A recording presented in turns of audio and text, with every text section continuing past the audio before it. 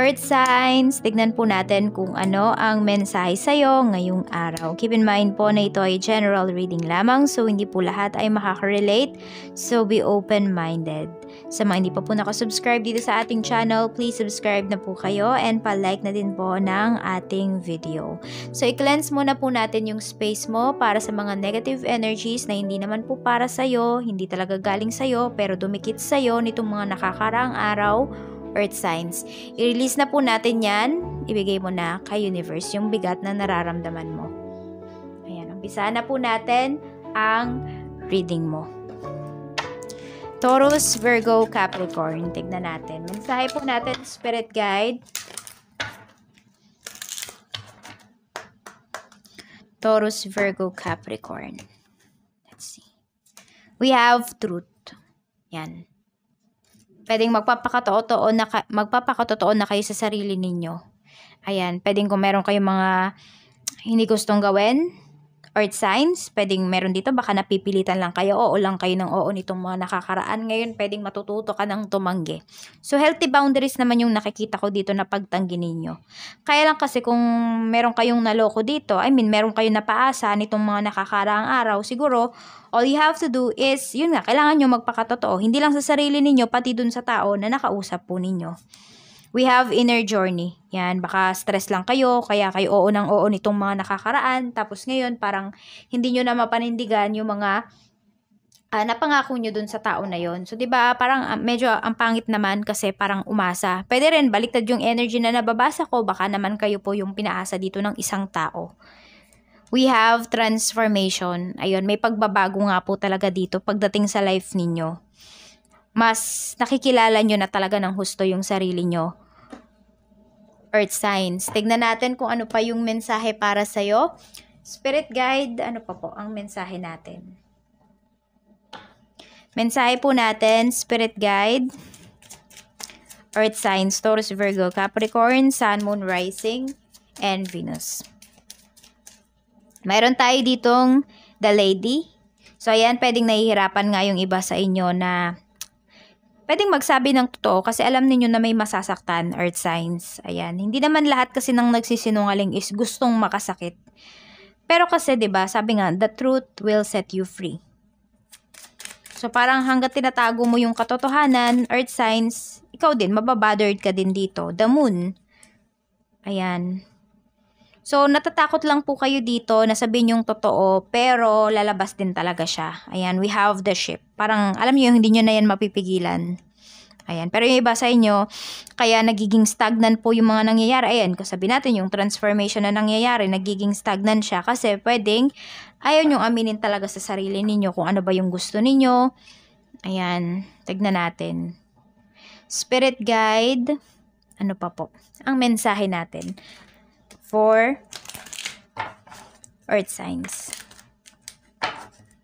Earth signs.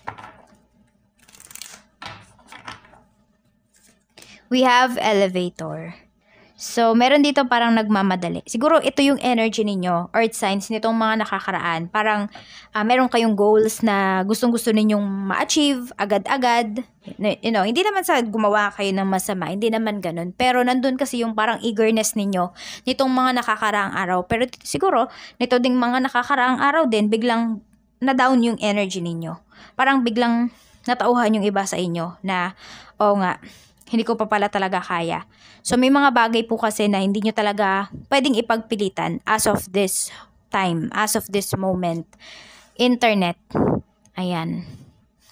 So, meron dito, pwedeng may madidiscover kayo na pwedeng pagkakitaan over the net na mas malaki pa po yata yung kita kesa po sa current job ninyo. So, sabi nga, high-paying skill. Yan po yung inyong pag-aralan talaga. I-improve nyo yan. Ano ba yung mayroon kayo na wala sa iba? Ano ba yung mayroon kayo na sa tingin ninyo earth signs is mag-grow talaga kayo dyan at kikita kayo? Kailangan nyo lang is lakas ng loob, maniwala po kayo sa sarili ninyo at i-enhance nyo yung skills na yan na mayroon kayo. Kasi sa totoo lang po, parang kahapon ko pa yata to sinasabi, which is totoo naman talaga, or nitong mga nakakaraan pa, kung hindi ko lang po alam kung sa inyo ko ba yun nasasabi, na hindi na po talaga sapat, yung iisa lang talaga yung source of income natin ngayon, 'di ba? Kung meron naman po talaga kayong magagawa at may opportunity naman na dumarating sa inyo, grab nyo para makaipon po kayo. We have food eating. Yan.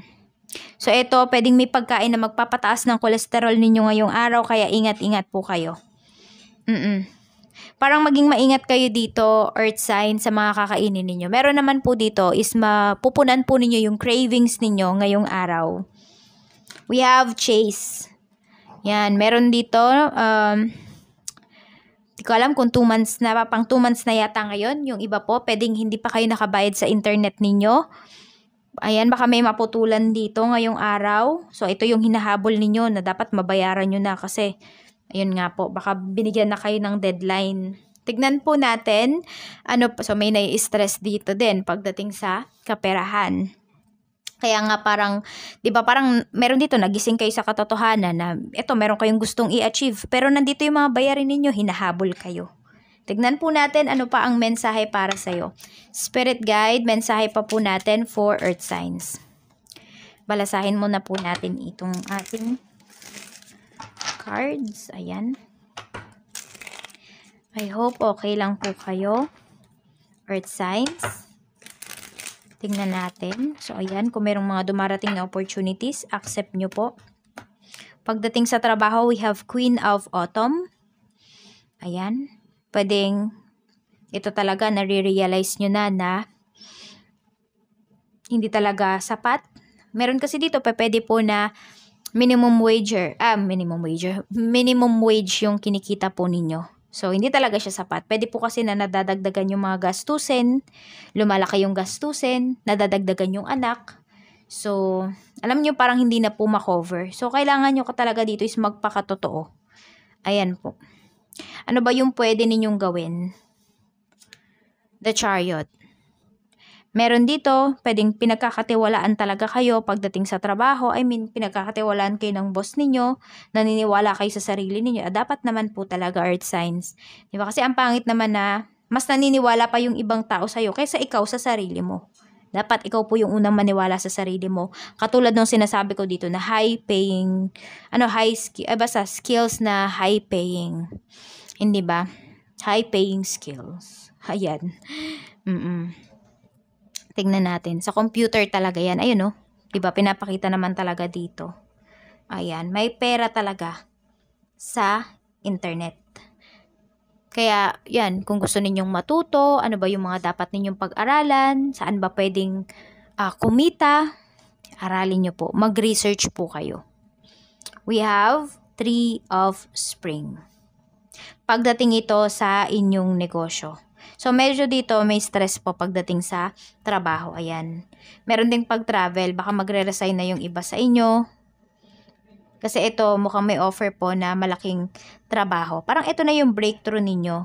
Earth sign. Siguro, yan. Yung hinihintay nyo po. Ayan, makakapag-travel na yung iba sa inyo. Baka may naghihintay dito na magkaroon lang ng schedule, mavisahan. So, 3 of Spring pagdating sa negosyo. Ayan po. Nitong mga nakaraan, apektado yung business ninyo. Kasi pwedeng ito, parang wala kayo sa mood. Earth signs na magnegosyo. Baka meron nga po dito, pwedeng hindi kayo pumunta sa negosyo ninyo. Pwedeng pinagkatiwala nyo po sa staff ninyo. Yan. And pwedeng, meron naman naging maganda yung kalabasan nito. Meron din naman pong hindi. Kasi iba yung energy talaga pag nandyan po kayo sa business nyo. Iba yung mga nangyayari. Mas maganda. Ayan, so ito, sinasabi lang naman po sa inyo ni Universe is kung burnout po kayo kahit dito sa inyong negosyo, okay lang naman pong magpahinga. Pero wag po kayong susuko. Kasi ito, we have 3 of Spring. May expansion pa na pwedeng maganap sa business mo. May pag-unlad pa na pwedeng mangyari sa business mo. Wag ka lang talaga pong sumuko. Tingnan natin, pagdating naman sa kaperahan, we have the Stars. Ayan, so you are praying na mabayaran mo, earth signs, makover mo lahat yung mga expenses ngayong araw na ito. Ngayong araw na to, yan. So, pwedeng kayo dito, nag-aasam kayo na manalo kayo sa inyong mga tinatayaan, na merong, sabi natin, may reward kayo na ma-receive. Parang nagdadasal na lang talaga yung iba sa inyo. Pero sabi ko nga, 'di ba, yung dasal natin, samahan po natin 'yan ng sipag. Yung dasal natin, i-align natin dun sa ginagawa natin. Tama ba? O i-align natin yung dasal natin. Dasal natin, i-align natin. O kung ano man 'yan, hindi ba? Tas ito po, pwedeng may bayarin talaga kayo na mababayaran naman ngayong araw. Pero iba po sa inyo, medyo mabagal talaga yung mga pagbabago sa inyong buhay. Okay lang po 'yon. At least may nakikita kayong pagbabago. Sabihin natin, yes, yung iba po sa inyo, earth signs, wala kayong ipon, pero nabayaran nyo naman yung, na-cover naman yung mga expenses ninyo. Ano pa rin, blessed pa rin po kayo. 'Di ba? I-appreciate nyo pa rin po yon. Pero syempre, mas maganda kung makakapag-ipon po kayo as much as possible. Kasi para din naman po yun sa inyo. Hindi po yun para sa ibang tao. Ba, sabi ko nga, hindi naman tayo forever malakas. So, hanggat may kinikita tayo, hanggat kumikita tayo, hanggat kaya nating magtrabaho, mag-ipon din po tayo. At pag naipon nyo na, may certain amount na kayo, pwede na po kayong mag-invest kung malakas yung loob ninyo. Malakas ba ang loob ni Earth Signs? Ayan. Lalo na kung meron po kayong mga inspirasyon sa buhay at mayroon talaga kayong binubuhay. Earth signs, lalakas talaga yung loob ninyo. Bawal mahina ang loob. 'Di ba? Kasi kawawa po yung mga umaasa sa inyo, lalo na kung kayo po ay may mga anak na. Tingnan natin pagdating sa love life, we have 5 of autumn. May nanlalamig dito. Yan, mukhang merong hindi na pagbigyan. May naglilihiba po dito. Ayan, baka nagpabili kayo, hindi nabili. We have 6 of winter. Ayun, meron naman dito, umiiwas na po. Pwedeng kayo yung iniiwasan, earth signs. Pwede rin naman na kayo na yung umiiwas. King of autumn. Okay. Meron dito, pwedeng na-promote sa trabaho, nagkaroon ng salapi, nakalimutan na kayo. Parang ganun yung energy na nakikita ko. Meron dito, nung nagkaroon, nung naging matagumpay sa life, nakalimutan na kayo. Earth signs. Tignan natin, ano pa po ang mensahe natin? Para bang nagmamalaki na sa inyo. May mga ganyan talaga ang tao. Tignan po natin, spirit guide. Tapos ito naman, yung iba naman sa inyo, hindi naman siya nagmamalaki. Ang nakikita ko dito, earth signs, is pwede po na sacrifice to. Ayan, namimiss nyo na yung person ninyo, yung asawa ninyo, pero kasi kailangan niya pang mag-ipon. Kailangan niya pang i-chase yung dreams ninyo. Kailangan nyo pang mag-sacrifice pa. Another contract, another years, para po dito sa inyong mga pangarap. Tignan natin ano ba yung gustong sabihin sa'yo ng taong ito. Hindi ko po alam kung sino yung mapipick up natin or kung kanino man to galing. We have, I wish I could share my good news with you. So ito, pwedeng ito pong mensahe na to ay galing sa isang tao na hindi nyo po kinakausap or iniiwasan ninyo. Ayun nga, pwedeng ito yun. Diba kanina pala is yun yung energy na na-pick up ko. Yung may nanlalamig na, umiiwas na. Ayan. 22, 35, and 12. Yan po yung mga lucky numbers mo. Maraming salamat, Earth Signs, and see you again on my next video. Bye-bye, and more blessings to come.